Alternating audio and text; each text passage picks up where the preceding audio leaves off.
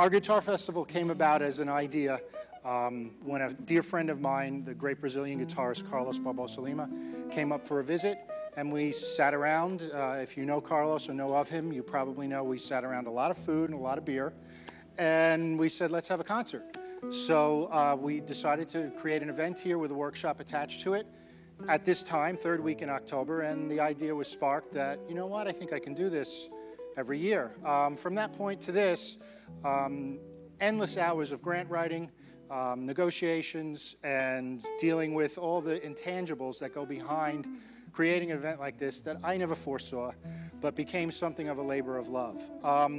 Our festival this year is committed to creating or sharing the opportunities that are potentially available to create a career as a guitarist in the 21st century. And I think that somewhat echoes exactly what our institution is about, as we have an institution that can offer bachelor's of music degrees, master's and doctorate degrees, all in the concentrations in and around the industry of music. That is music business, audio, composition, performance, theater, etc. All these components, inclusive of music ed, that come together to serve a young person as they try to find a career, find their own way, which was a statement that still resonates in my ear from my teachers. And that's how this was born. With that said, it could never happen without the help of a few people behind the scenes, and I have to take the opportunity to say that. Obviously, our sponsors that are on the program, the New York State Decentralization Grant, the Suffolk County Office of Cultural Affairs, the D'Addario Foundation. I'm sure I'm leaving a few out. Alhambra Guitars, which gave us the guitar to raffle. Savage Guitars in Bayshore, which gave us the case as well. And a few other smaller sponsorships along the way, Student Government Association. All of that helps to make this a success, in so much that I can invite all the high school students I hope that are here to just be here. Just show up and bring your ID, and we'll let you in to see a great night of guitar.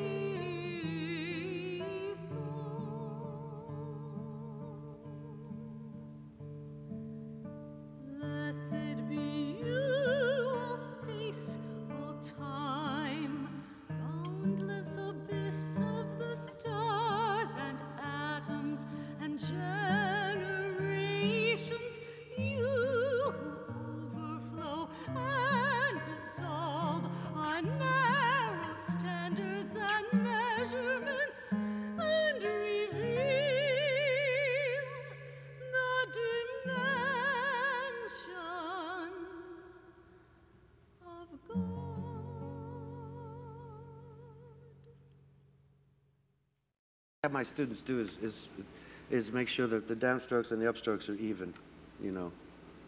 Like a classical guitar player, you can't tell the difference between the I and the M, right? So it should be the same, exactly the same sound.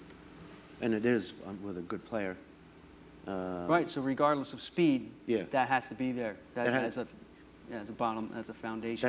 That's the foundation, yeah. And if you got that going, then you can, the speed will automatically take care of itself. But a lot of times I hear guitar players play scales like this. You know, with a lot of motion, the upstroke is totally different from the downstroke. So it has to be real even. Like a horn, saxophone, trumpet. You know, they wouldn't play a scale like that. They do, you know, so. And for real even and eighth notey and perfect. Yeah.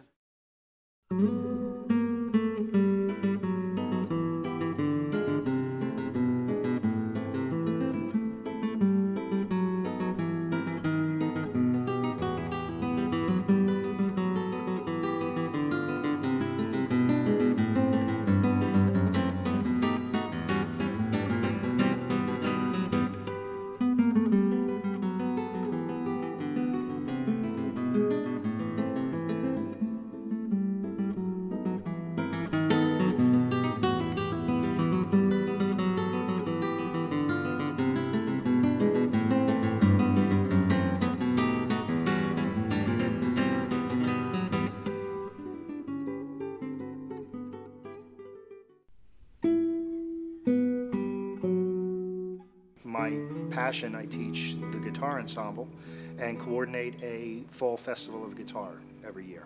The performance opportunities that the Bachelor of Music student has, as well as the Masters of Music students at Five Towns, are endless. For instance, just in my little corner of the world as a guitarist, my students have opportunities at local museums, local restaurants.